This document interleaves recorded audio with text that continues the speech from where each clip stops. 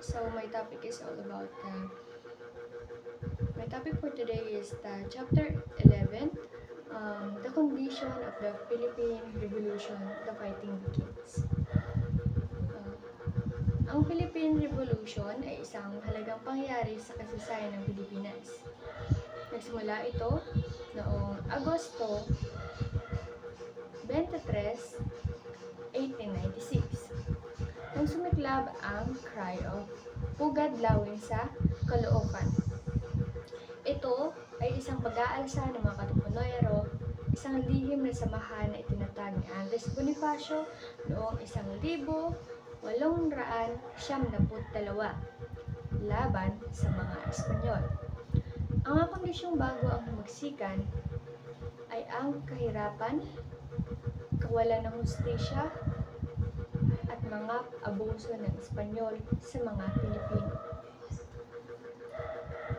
Ang mga Pilipino ay nagdurusa sa kahirapan at ang mga Espanyol ay nagpapakita ng kawalan ng hustisya at pag-aabuso sa mga Pilipino.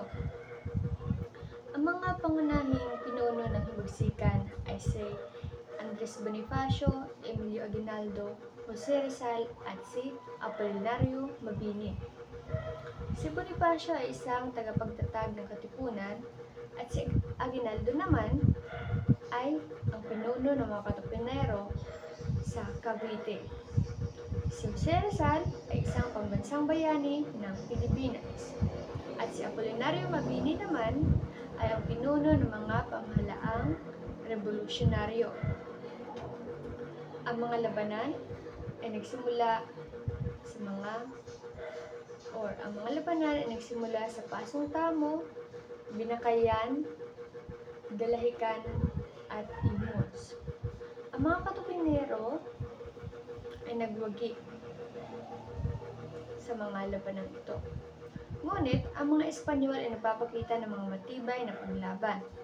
Ang himagsikan ay nagpatuloy hanggang sa pagdeklara ng kalayaan ng Pilipinas noong Hunyo 12, 1878.